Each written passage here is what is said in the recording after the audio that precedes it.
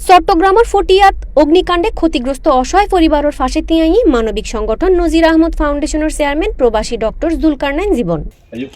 শনিবার সকাল 11টাত উপজেলার হাইদগাঁও গজনিয়াপাড়ার ফাউন্ডেশনের ফকতুন অসহায় পরিবারের মাঝে ঢেউটিন বিতরণ করা হই। এন্ডে প্রধান অতিথি হিসেবে উপস্থিত আছেন বাংলাদেশ মুক্তিযোদ্ধা সংসদর ফটিয়া উপজেলার আহ্বায়ক বীর মুক্তিযোদ্ধা আব্দুল মান্নান।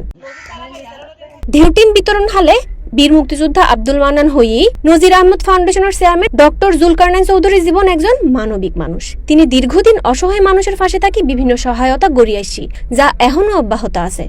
মানবতার এই ফেরিওয়ালা অসহায় মানুষ ছাড়াও এলাকার বীর মুক্তিযোদ্ধা সকলের সম্মাননা প্রদান করিল, যা এখনো স্মরণীয় হয়ে আছে।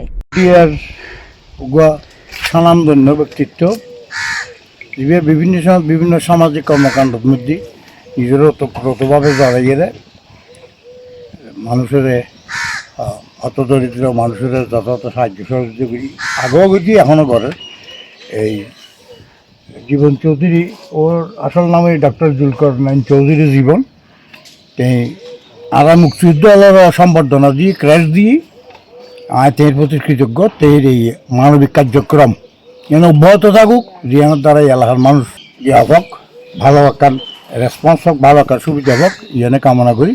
লাগিয়ে ভিতরে ভিতরে জলি গিয়ে সাপ করে তারপরে সব জল ওই খাই বেটেছি।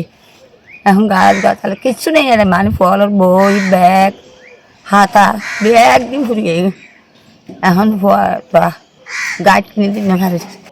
আল্লাহ তৌফিক দরকার দিতে আর পানি আর আর বই টন দিয়ে দিন পাই, বেশি খুশি হই, বেশি খুশি হই। আল্লাহ আর দেখতে আর পান, আল্লাহ তৌফিক দরকার। নজির আহমদ দোভাষ ফাউন্ডেশনের মানবিক হামগিন অব্যাহত রাখা হইলি এলাকার অসহায় মানুষজন উপকৃত হইব। C+ TV, Chittagong.